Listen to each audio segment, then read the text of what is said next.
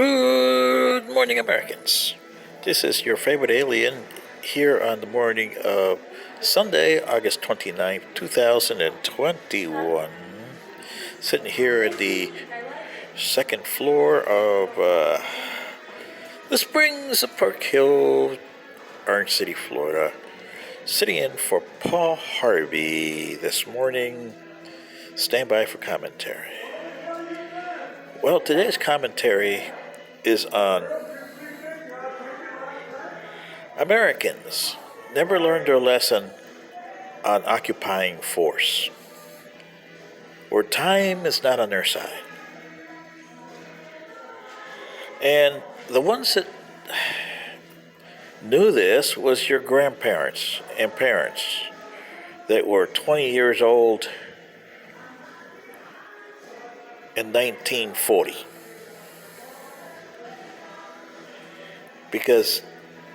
And the ones that were 40 years old in 1940, because they grew up in a generation that saw both a devastating worldwide economic crash and a devastating worldwide total war, which your generation is 7 decades far removed from and could care less about. And here is what I'm saying. You've had numerous chances to get this right, like I said in my earlier videos. You were the survivors of September 2nd, 1945. You were not the victors, you were the survivors. With barely a scratch. Okay? In literal terms. And I know Mr. Paul Harvey would agree with me on that. And he would be upset today that you took that and trashed it. Give you an example. You are an occupying force in Germany and an occupying force in Japan. Now in Germany, you had General Patton. And he got criticized before he died in December 1945 in a car accident because he used Nazis to bring up the society from May till his time he died in December. Yeah, he had no choice. The country was devastated, and he had to use the Nazis that were in power to bring the population back to some sense of normalcy. Whatever that was in those times and whatever it is today. Normalcy is never the same. In those times, normalcy was some sense of day-to-day operations.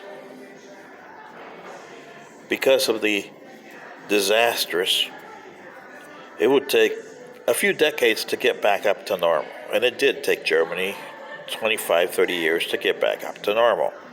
The western side, that is. By the time they hosted Munich in 1972, Germany was well on its way, or West Germany was well on its way to becoming an economic power in Europe.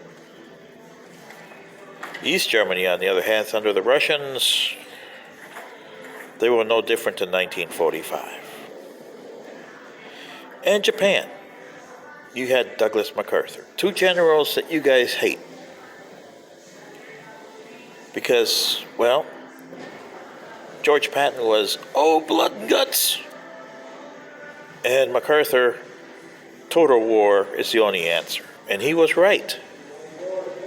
If you fight a war, it's total war.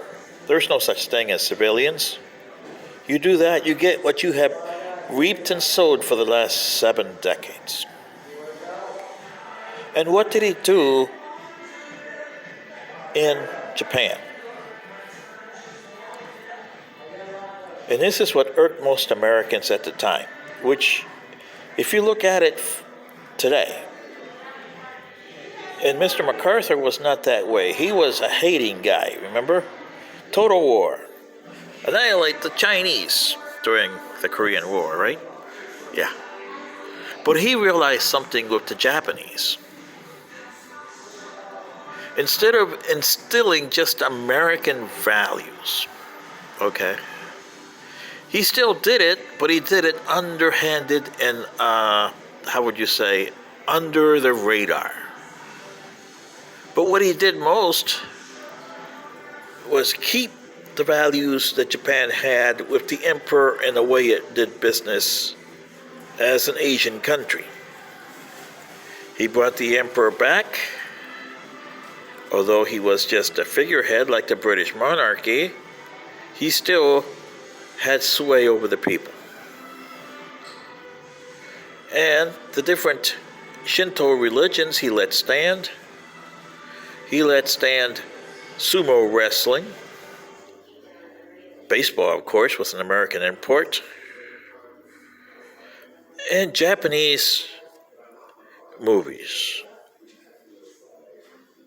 And car making. And all that. Japanese always had the ability to imitate and do better than the originals. And that killed the American markets 35 years later. But then again, Japan learned its lesson in the 1990s because Korea is killing them. And China will learn their lesson because China is burning the candles at both ends. But you Americans never learned the lesson that Mr. or General MacArthur tried to teach you there. Because in Korea, you tried to modernize South Korea at the Western level. And you caused a lot of corruption, a lot of dissension. And it took the Koreans about 3 decades to get over that. They're finally on their way now, and they're exerting their power as an economic powerhouse. They've also known that unification with the North is a dream of the past. They got their own path of their own now. The North Koreans, well, like the Russians, the Chinese did the same thing the Russians did in East Germany. North Korea is a disaster. Not much different than it was in 1948 when it was founded. Under Kim Il-sung. And Japan is a modern democracy who still has problems. Well, every democracy has problems. Just look at your own. You got more problems that you have answers to. And the reason why is because you don't look at the answers the way it is. And the occupying force, you never learned that. Vietnam, 1964 to 73. You spent treasure, meaning lives, money, and political capital. On what? Domino effect. Well, South Vietnam fell, Laos fell, Cambodia fell, and big time under Pol Pot. Ooh, did they fall big time. Burma fell, it's now Myanmar, and it's a disaster. And Thailand is, well, Thailand is Thailand. Half in here and half in there. See what I mean? And the domino effect that you guys are predicting, you caused by intervening. It was going to be there anyway, but it wouldn't have been as bad as it was because of your intervention and you learned nothing. The South Vietnamese were not going to change to your satisfaction. They were them. Just like the Japanese were them, and General MacArthur in 1945 through 51 knew it. So he created a system so when they came out of the system, and he was called the Emperor, remember? He had them on the right track. And everybody don't give Douglas MacArthur credit for that. Then you tried Korea, and it was a disaster. Until Korea, in the last 2 decades, have righted themselves. But they had to do it themselves. See what I mean? They had to get rid of this American yoke that you guys put on them. Same with Panama. They had to do the same thing. They got rid of your model system of government because it was anchoring them. Too many military republics, too many presidents being deposed. And you guys are doing the same thing. Oh, let's impeach Biden. Let's impeach Trump. Really? You guys don't hear yourself, do you? Well, other countries hear themselves and they try to change. You guys don't, and that's the problem. You try to do the same thing in Iraq, you try to do the same thing in Afghanistan, they don't hear you because that's not their system, that's not their way of doing things. And you guys never understood that. And time. They have the time because they're the occupiers. You guys are the occupying force, so they can just wait you out. You guys can't sustain it for long. This is something that the South didn't grasp during your Civil War. The North had the implements to beat the South, but it was so divided, it wasn't even funny. And it took a lot of beatings. A lot of Northerners died between 1861 and 1863. But the Battle of Gettysburg changed all that. And from then on, it was the South on the run. And the way you did it, and this really should give you a hint of your own country you did this to. In 1865, you guys beat the South, the North. President Abraham Lincoln had to come up with something. He didn't get the chance because John Wilkes Booth, who died in the early 20th century and not on that farm with Mr. Harold over there, caused a problem because he should have left Abraham Lincoln alive so he could do something. When he killed him, it sealed the fate of the South. It created the North radical Republicans, which made the South miserable.